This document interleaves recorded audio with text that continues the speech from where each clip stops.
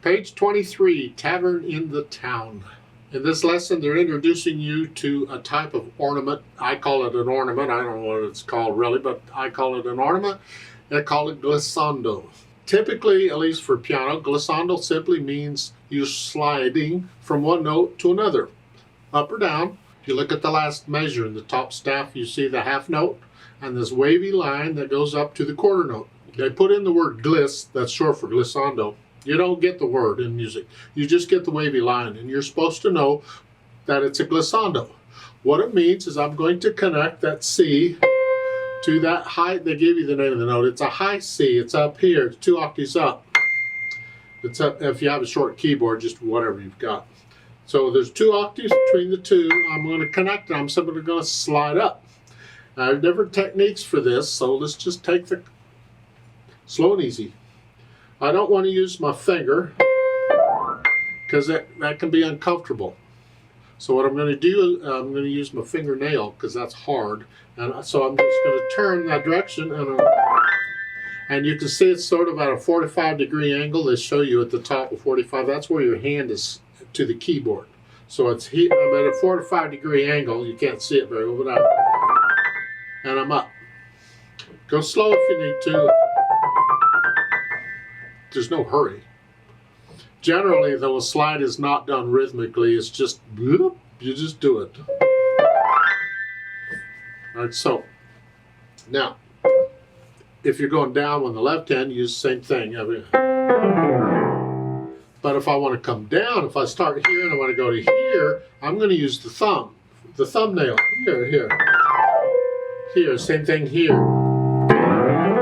So I can go either direction, depending on which, and different people will use different fingers. Some people, third finger, they will put the second finger behind it to help give it a little more reinforcement, a little more strength. You can use second finger, you can use any finger you want if it's strong enough. Doesn't matter. I recommend using the fingernail though. Now for the black keys, if you're going to gliss on those, the thumb doesn't work real well because they're too far apart and you start hitting the skin next to the fingernail, and that's uncomfortable. So what I do on these is I use the side of the thumb. There's a bony part right there at the joint.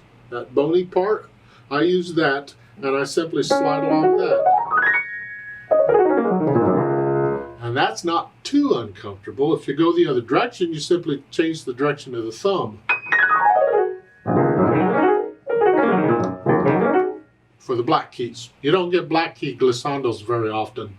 Most all of them are like in here, and that indicates white key. You just automatically do the white keys unless there's something in the music that tells you. I mean, if you're in a key with a whole lot of sharps or flats and using black keys for everything, you're probably going to do a black key glissando. But in most cases, even with a lot of sharps and flats, in most cases, you're still going to do a white key glissando. Now, as far as interpreting the glissando, you can just take it just even straight one speed throughout here. Now, I suggest play the note first, establish that pitch, and then go. Don't take a lot of time. Here. So you know what pitch you started on. You don't just, I mean you can, it's interpretation. And when I get to the top, I use another finger to play that note because I want to hear the note. I want to know what note I finished on. So here, and that takes a little bit of, that takes some practice to get the right note. That takes practice to get that. But I wouldn't just, I mean, some glissandos you do that. You just kind of go up and you don't know where you ended. That's the thing. In most cases, you do need to know where you end, and in that case, I want to hear that note, and in that case, I use a different finger to play the note. If I can. You got to get to here and then here.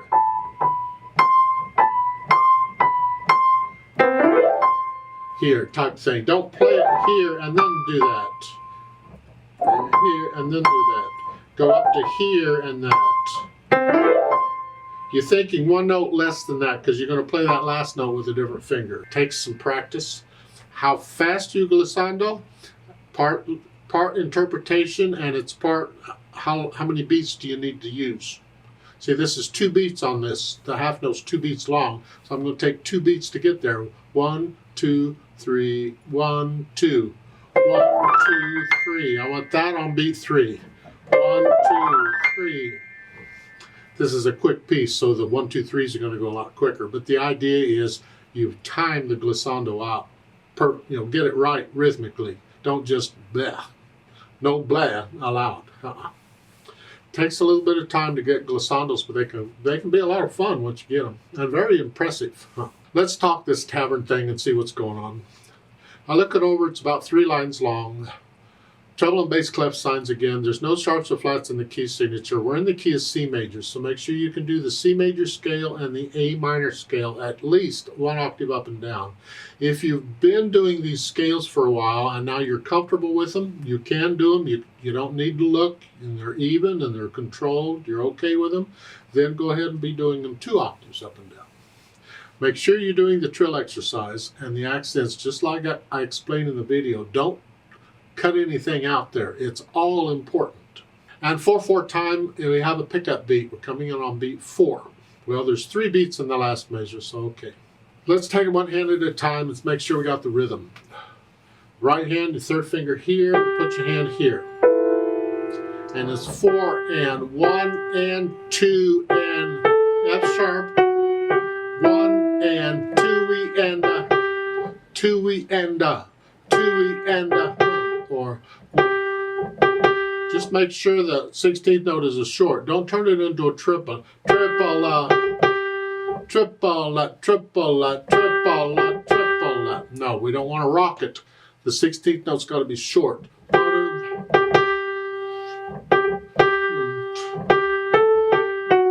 coming. Now it's 3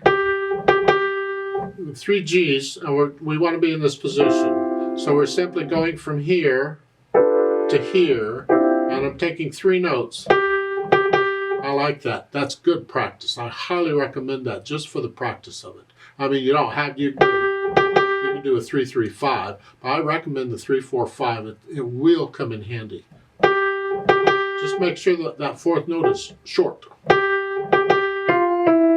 And stretch out. See all 4 of those notes in the last measure of the 2nd line? That's just a C chord in what we call extended position, because you've extended out to the octave, and that's the fingering. That's all it is, a broken C chord. And then collapse, and then they want 4th finger. Don't recommend it. I really don't. No, I don't want to do that. No. I mean, this felt good until I got to the next measure, and I had to do that. So I got to change the fingering. So this fingering for the last measure of the 2nd line is not going to work. Got to have something else. Well, depends on how big your hands are. If you've got fairly good sized hands, you reach up and use 4th finger, because now your little finger's ready. But if you can't do that, then you can't do that either. So change it here. We can do a 1, 3, 1. 1, 3, 1, just like we were in this position.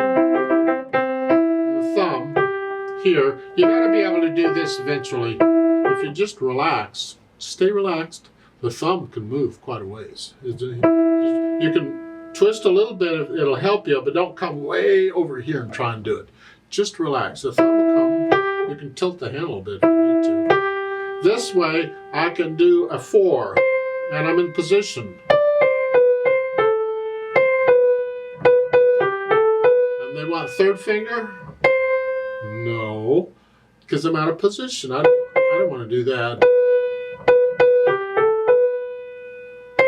I can play it with 4th finger and then still glissando on the 3rd. Quick finger substitution. Play it with 1 and then put the other one on it. If I don't want to do that, then I got to change the fingering in the 2nd measure. So here, can't do that. So it's got to be a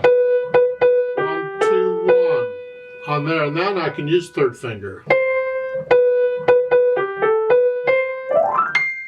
You have to find a fingering that allows you to connect these notes. And the fingering they're suggesting doesn't. So I change it. Keep in mind, fingerings in these books are suggestions. Any fingering I give you is a suggestion. Ultimately, it's got to be up to you. Now, if you have a teacher, if they give you a fingering, do it. As long as you study under them, do it. But once you go to somebody else, or you're not studying under them, then you can, I don't like that, I'm going to change it. Left hand's just got the chords. C chord. Second line is the G7 chord. Third line's F chord. It's G7 chord again. You see, the G7 chord has 4 notes in it. We just don't use all 4 notes all the time. So in the second line, we're not using that note.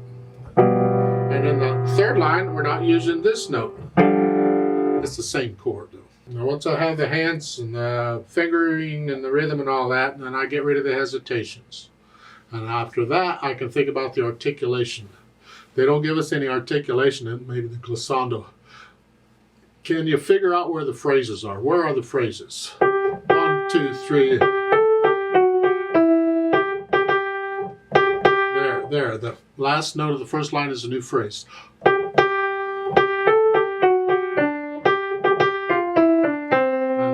the last measure of the second line is a new phrase. Lift up. So you can figure out where the phrases are if you can hear them. Now in the second line, the last 2 measures, you're ending one phrase and starting another on the same note. We've had this before. In that case, you connect them. Because the second measure, the second line, that ends a phrase. But this, that's a new phrase. Well, they're connected. So you connect them. The left hand, you just play them. They don't give you anything. I mean, it's up to you. You can play them staccato if you wanted to. You try it out.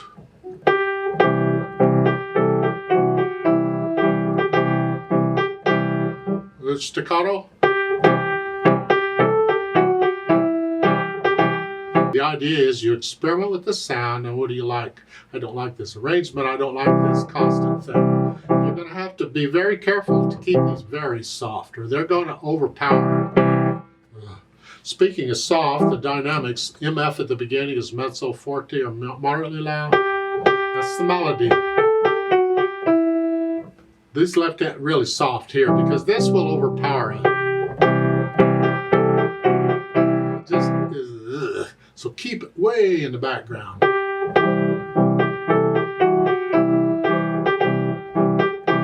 And the last measure, the second line, you're going to go up.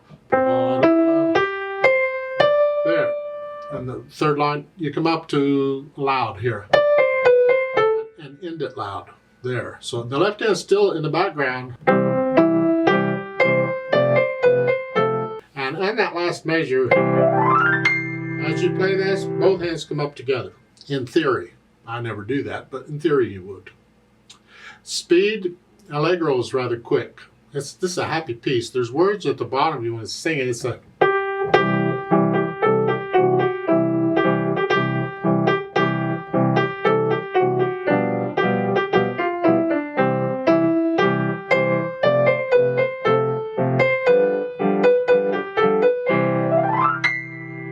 I didn't do that right, but you get the idea, I hope. Don't copy me, especially the mistake. But get into it and make it yours. Take it at a different speed. Experiment with other dynamics and see what you think.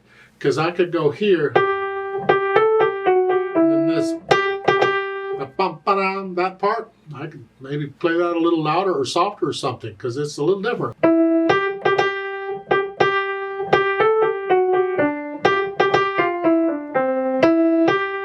Experiment with the dynamics a little bit. You can do, get a little louder and softer as you feel it. Remember the natural accents. 1, 2, 3, 4.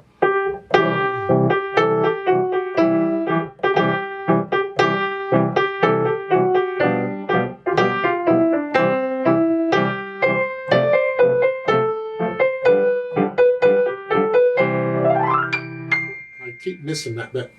You get the idea. Is just experiment around with the interpretation and have some fun with it. So once you can play it at least slowly with no hesitations, Then come back to the video and let's play it together very slowly, and we're going to check the notes and the rhythms. We're not performing it here, we're just checking notes and rhythms. So I'm not doing louds and softs, do it all about the same, although I'm going to keep this left hand soft because it overpowers everything. I'll give us 3 counts because we come in on beat 4.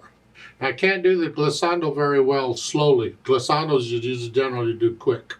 So what I'm going to do on the glissando, rather than playing it the way it's written, I'm going to hold off until beat 2 and then go up. So I'm going to hold that first note down a full beat before I glissando. But when you play it, you don't hold it down that long. You just play it and then go, as long as you know the difference.